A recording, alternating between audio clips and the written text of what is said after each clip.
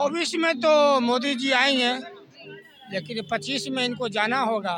क्यों है? 70 साल का कूड़ा जो है ना वो साफ किया जा रहा है।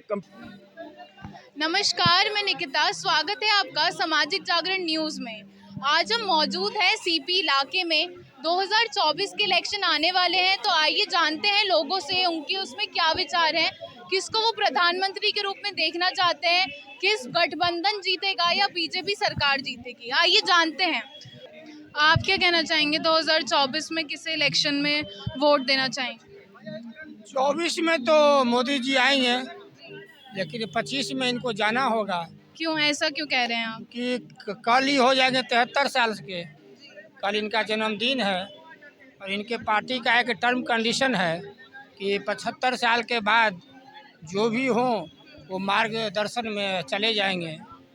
तो हम यही जानना चाहते हैं कि 75 में वो जाएंगे या कंटिन्यू करेंगे। तो अगर मोदी नहीं तो आप किसको बीजेपी सरकार से प्रधानमंत्री के रूप में देखना चाहेंगे? वो तो अब उस समय आएगा बताएगा। अभी तो 2 साल है, अभी तो इनका 73 साल कल होने जा रहा है। 2 साल के बाद जैसा समय रहेगा, कौन रहेगा, जाएगा, क्या होगा, ये तो 24 के इलेक्शन के रिजल्ट के बाद ही पता चलेगा।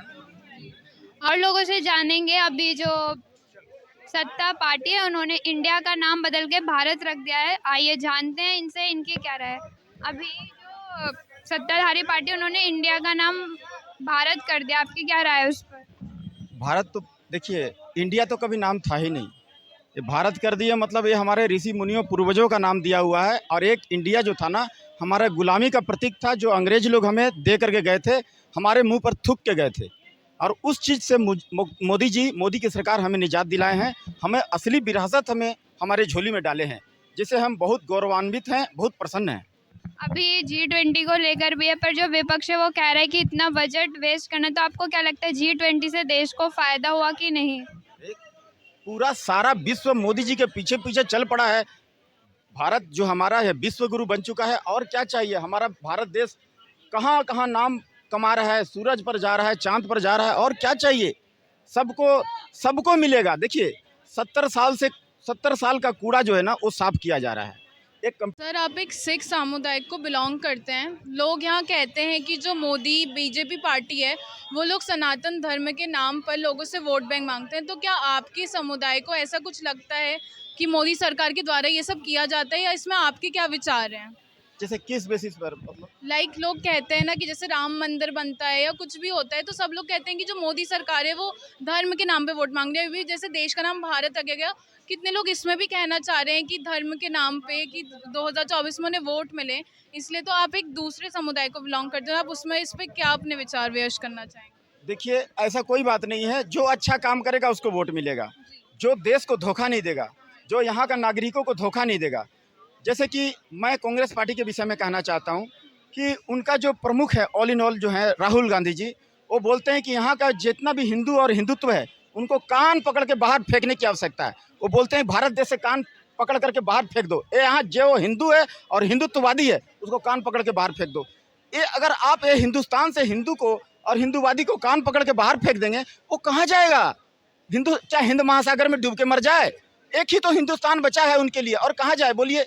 और आप बोलते हो मोदी की सरकार को, मोदी जी को बोलते हो, लांछन लगाते हो। अरे मोदी जी तो वो खारा सोना है जो 40 साल तपस्या करके आए हैं। वो किसके लिए कर रहे हैं? आपके लिए कर रहे हैं। आज जो है ना, वैज्ञानिकों का सिर पर अगर हाथ नहीं रखते, वैज्ञानिकों को सिर पर अगर नहीं उनको देते कि ढाढ़स नहीं बंधाते कि हाँ भाई जाओ, जो होगा देखा जाएगा, लॉस होगा तो होगा, अगर ऐसा नहीं हिम्मत देते तो चांद पर नहीं जाते, तो सूरज पर नहीं जाते। तो आज जो मोदी की सरकार में हम सुरक्षित महसूस कर रहे हैं, वहाँ पत्थरबाजी होती थी।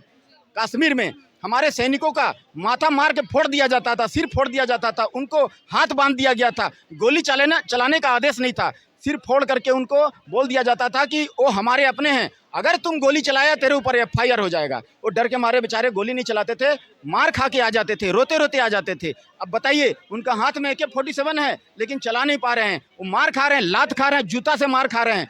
ये परिस्थिति थी कांग्रेस की सरकार में। तो मोदी की सरकार में हम क्यों ना वोट दें?